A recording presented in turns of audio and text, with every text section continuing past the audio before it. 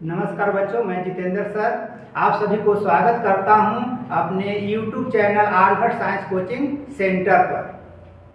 आज फिजिक्स के 10वां क्लास के एक चैप्टर प्रकाश के परावर्तन के बारे में बताने जा रहा हूं।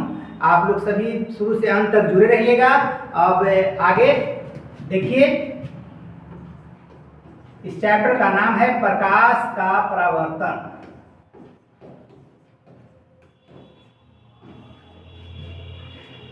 अगले वीडियो में हम बताए थे प्रकाश के बारे में बताए थे, आज परावर्तन के बारे में बताएंगे। आज सबसे पहले शुरुआत करते हैं पारदर्शी पदार्थ, पारभासी पदार्थ और अपारदर्शी पदार्थ के बारे में। तो सबसे पहले चर्चा करते हैं पारदर्शी पदार्थ।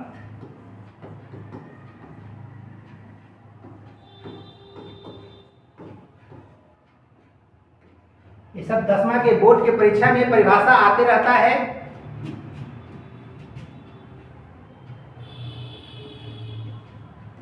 वह पदार्थ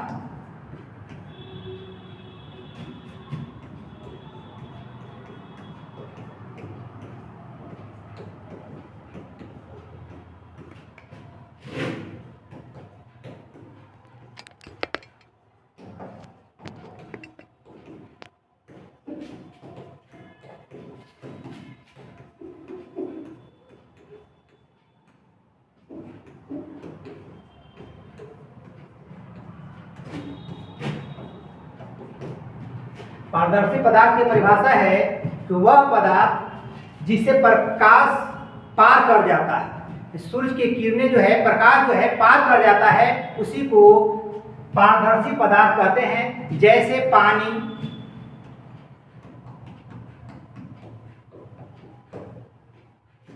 कांच इत्यादि। ये सब पदार्थ में प्रकाश की किरणें, प्रकाश जो है से पार कर जाता है, इसलिए इसको पारदर्शी पदार्थ कहते हैं। दूसरा है अपारदर्शी पदार्थ।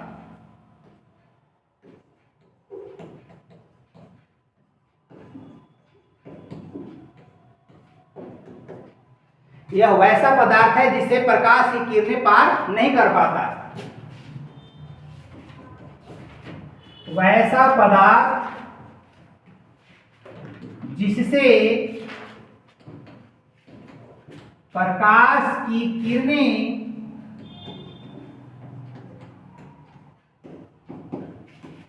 पार नहीं कर पाता है,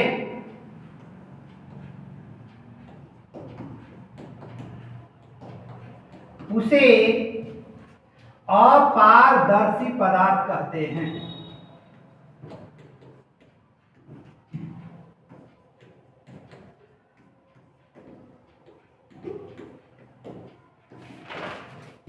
अपारदर्शी पदार्थ की परिभाषा है वैसा पदार्थ जिसे प्रकाश की किरणें पार नहीं कर पाता है, उसे अपारदर्शी पदार्थ कहते हैं। जैसे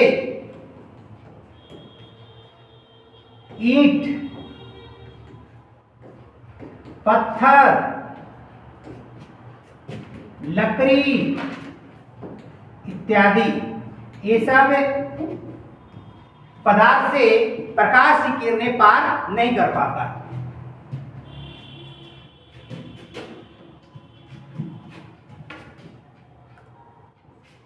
तीसरा है पारभासी पदार्थ।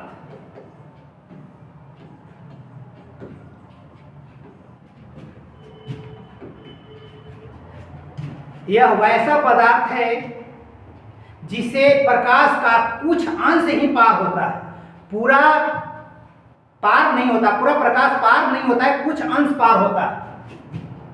यह वैसा पदार्थ है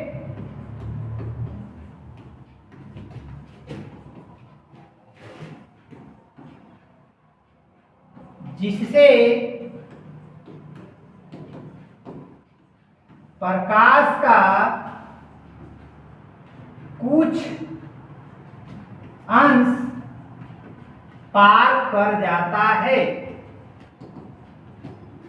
उसे पारभासी पदार्थ कहते हैं।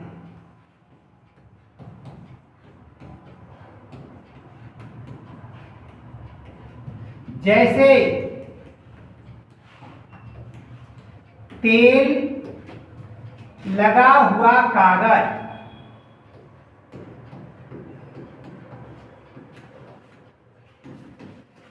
घिसा हुआ कांच,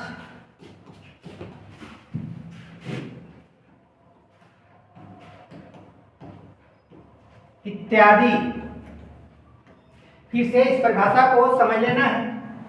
पारभासी पदार्थ यह वैसा पदार्थ है जिसे प्रकाश का कुछ अंश पार कर जाता है, उसी को पारभासी पदार्थ कहते हैं। जैसे तेल लगा हुआ कागज, घिसा हुआ कांच इत्यादि।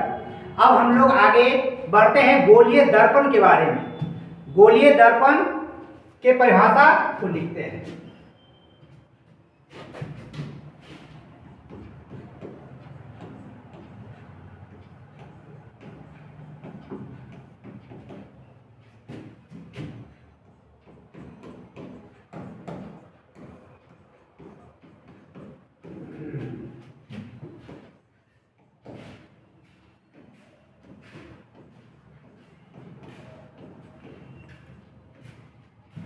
गोलीय दर्पण किसी खोखले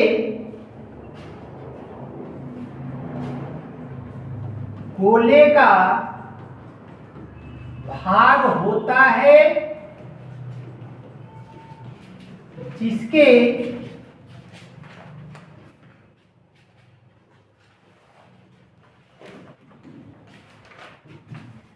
पृष्ठ को रचित करके बनाया जाता है।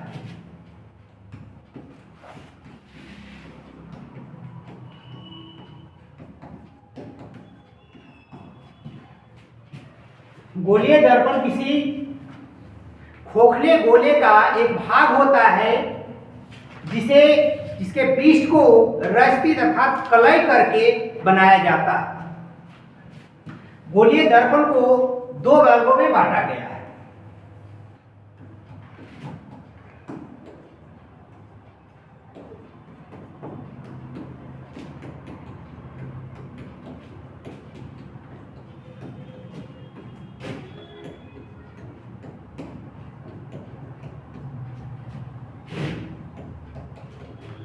गोलीय दर्पण को मुख्य रूप से दो वर्गों में बांटा गया है।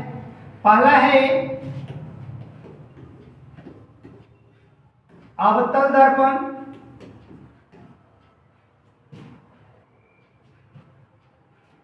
दूसरा है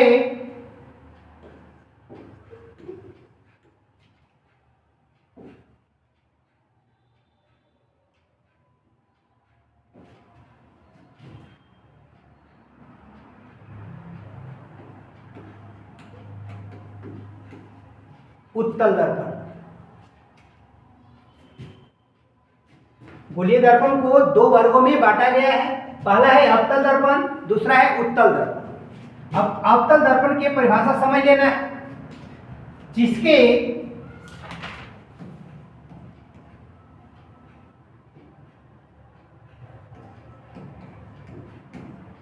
बाहरी सतह को कलई करके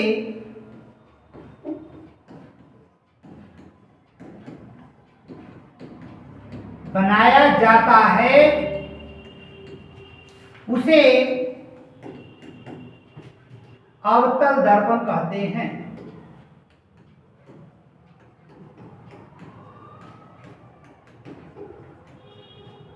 कॉनकेव मिरर अंग्रेजी में कहा जाता है इसे। इसका चित्र इस तरह से होता है कि बाहरी भाग को रचित करते हैं। जब बाहरी भाग को रचित करते हैं तो यह अवतल दर्पण बन जाता है। अब उत्तल दर्पण की परिभाषा।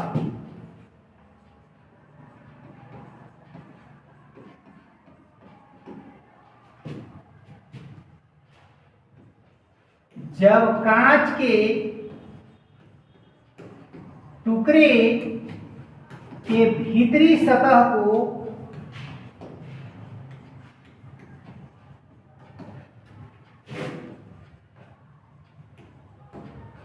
कलई किया जाता है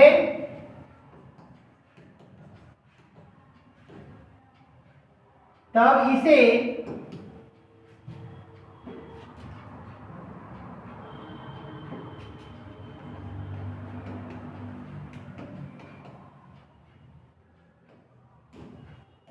उत्तल दर्पण कहते हैं।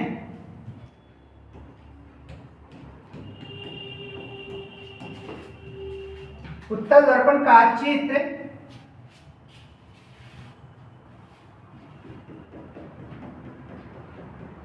किस तरह से है? अंग्रेजी में इसको कन्वेक्स मिरर कहते हैं। अब गोलीय दर्पण को अंग्रेजी में स्फेरिकल मिरर कहा जाता है।